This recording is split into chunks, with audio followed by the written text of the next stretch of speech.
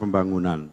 Oleh karena itu, kami hanya ingin menanyakan bagaimana saudara melihat persoalan tersebut dan solusi apa yang akan saudara berikan.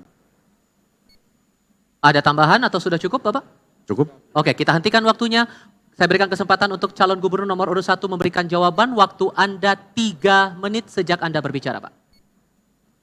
Ya, kemiskinan memang merupakan PR bagi siapapun yang akan terpilih menjadi gubernur, wakil gubernur Jawa Tengah.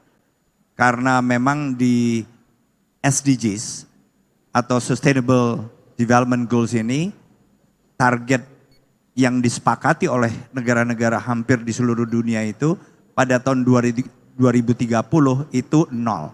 Nah, kalau saya berusaha menghubungkan pertanyaan Mas Lutfi dengan misalnya apakah ketahanan pangan maupun pembangunan infrastruktur.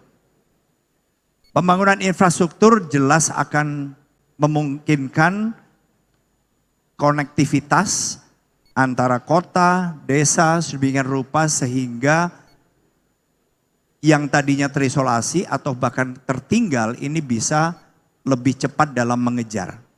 Nah, pembangunan ini, infrastruktur ini memang tidak terlalu mudah.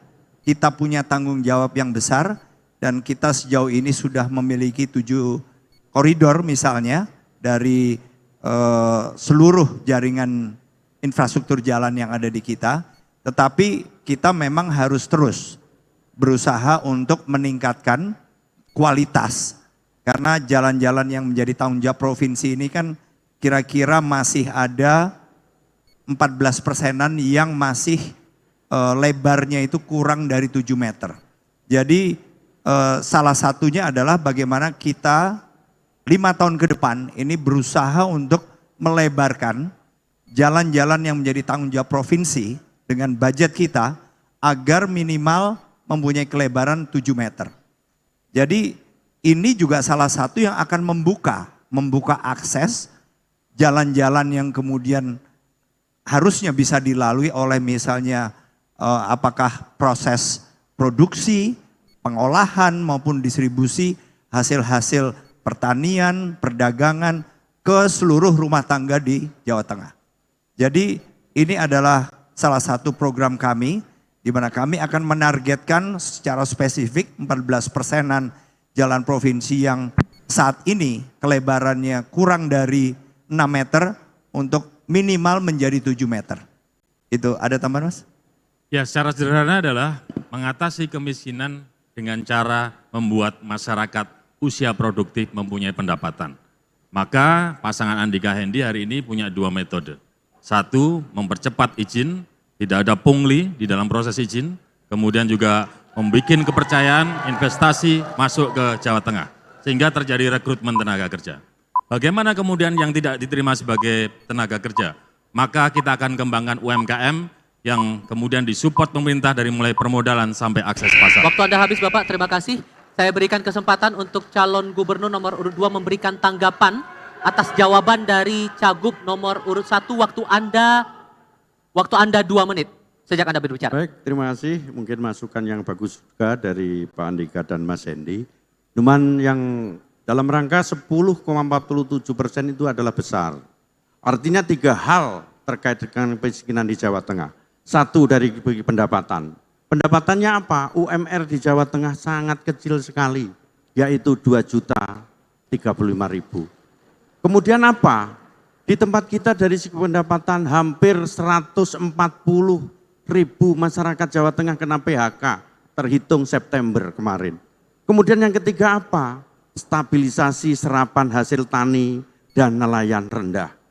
Itu pendapatan. Kemudian dari segi layanan dasar, dari segi infrastruktur dasar, ini perlu dipikirkan. Makanya jalan yang paling tepat adalah 1, kita harus memberikan subsidi pangan murah kepada masyarakat agar tepat sasaran. Di mana itu? Di tempat-tempat yang menjadi perkumpulan masyarakat dalam rangka miskin ekstrim. Kemudian yang kedua, berikan sekolah gratis. Kemudian berikan kesehatan gratis. Bagi sekolah gratis digunakan warga SMA yang mempunyai putus sekolah. Itu pun datanya hampir 160.000 masyarakat kita putus sekolah, miskin ekstrim. Dan yang ketiga adalah kita juga harus membuat fasilitas kesehatan yang bisa dinikmati oleh masyarakat. Layanan kesehatan kita harus kita dekatkan dengan masyarakat dengan puskesmas miling. Kalau perlu, puskesmas pembantu harus kita siapin 1 dokter, 1 perawat. Dengan demikian masyarakat kita sehat, beger, waras, umurnya cukup, dan berasnya banyak. Itu mungkin saya sampaikan. Masih ada waktu? Terima kasih. Dicukupkan Bapak? Dicukupkan?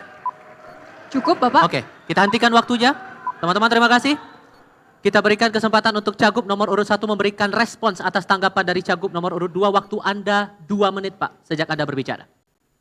Ya, itu semua adalah langkah-langkah yang memang diperlukan Mas Lutfi. Saya hanya tadi berusaha untuk menjawab yang ada hubungannya dengan subtema malam ini antara pembangunan infrastruktur dengan pembangunan ketahanan pangan. Tapi jelas program-program Mas Lutfi merupakan program-program yang menurut saya sangat efektif untuk diterapkan.